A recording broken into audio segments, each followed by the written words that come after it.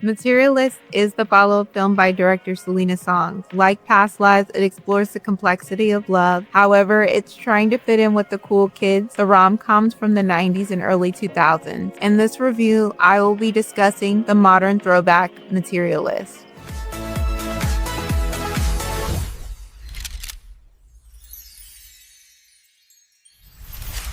Hello, welcome to my film review channel. My name's Abiel.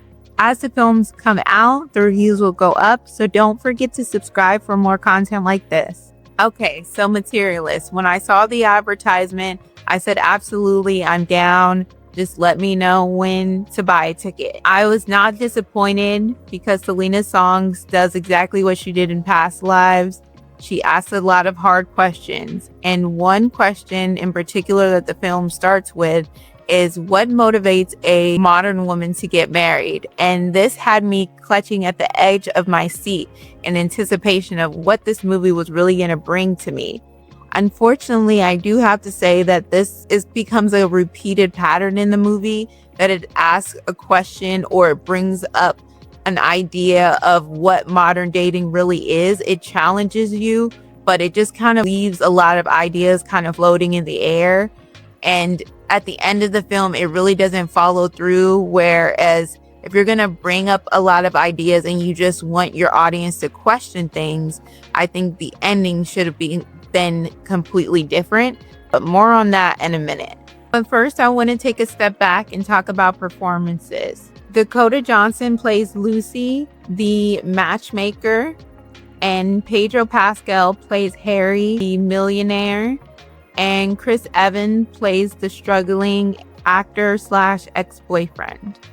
So as previously mentioned, this is a rom-com, or it is pitched as a rom-com. However, it is more of a romantic drama. If this isn't your first review, I'm sure you've heard that before. I'm not going to comment on that so much because I don't really think that it takes away from the story that is Materialist. But I do need to mention that because when I talk about performance, I do need to talk about the fact that this is a drama and it's not really about the love triangle that is pitched in a lot of the trailers that were released for the film. However, it does follow that rom-com formula or format in that there is a love triangle. One guy's rich, one guy is not.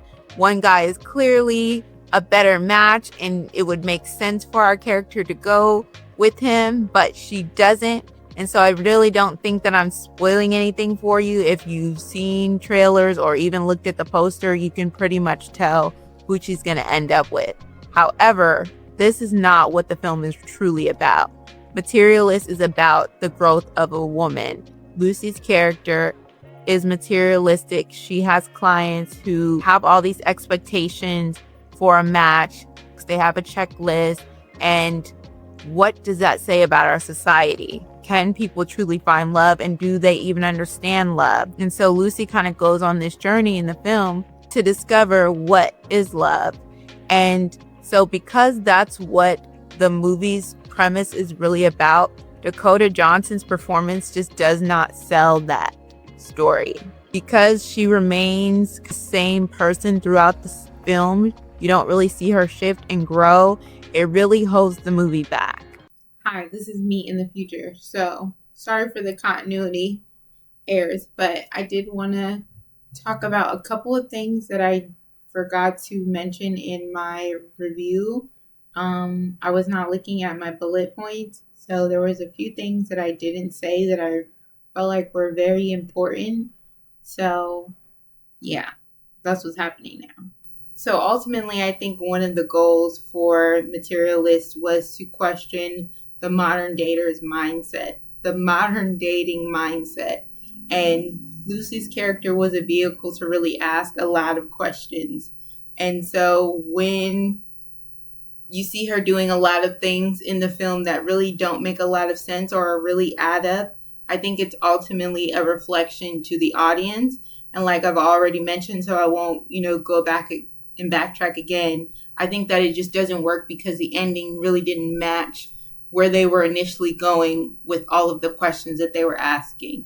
And so I did want to say that I did want to mention the fact that Lucy's character was doing a whole lot of things in the film, but I'm not going into a lot of detail because I do hope that people watch the film because it is an intellectual romance, and I think that's very much so poignant and on point with what we need right now. So I'm not going to go into a lot of detail with the specific things that Lucy's character did. However, I did need to comment on that because I did feel like it made the movie a little strange to watch given the rom-com formula that was in the film. So needed to comment on that. Also wanted to comment on one of Lucy's clients, played by Zoe Winters. So one of her clients ends up being, a spoiler, I'm going to say it, a victim of some unfortunate events. And the actress, Zoe Winters, I believe is her name, she delivered a very dynamic performance. And so I think that alone is another reason to go and see the film, or I thought was one of the strong points of the film. Overall, I just think the first half of the movie and the idea of the materialistic and the matchmaker was the strongest part of the film. And yeah, I saw some comments from some people saying that they thought that actress outshined Dakota's. And you know what? I think that that's an issue of writing because if I remember correctly, she really didn't respond much. He just kind of looked at her after she said some pretty harsh and powerful words to our matchmaker about her style of matchmaking, which was very, again, just on point for the theme of the film. But I would say that really just speaks to writing more than anything. But let's talk about the love triangle again. This is going to be a spoiler. In the end, Lucy ends up with John, the struggling ex-boyfriend. And the reason I don't think this film is successful in rooting for the underdog is because in all of the flashback scenes, we see them doing toxic things like not taking accountability and just not being well suited for each other. And I think that it really doesn't make sense when they go in the present time and we see them really doing the same things again. They really are the same people. The film even mentions it, that you are exactly the same as you were before. So I'm stuck feeling like I don't believe these two will really work together because our main character, Lucy, never really goes through a dynamic shift in who she is. So the film never makes me feel like these two will ever work out in the end. If you want me to believe in your love triangle, if you want me to root for your underdog, you have to give me you have to show me why these two will work out. However, if you want me to believe in ideas like love and believe in the idea of the emotion behind love, you also have to give me that as well. And I just don't believe that these two really seemed like a couple on screen. I didn't feel the romance between them. And in the scenes, Dakota Johnson's character just was remaining cold throughout. So I wasn't sold on the romance. However, for Harry and Lucy's character, I think that they just made sense. On paper, he was exactly what Lucy was looking for.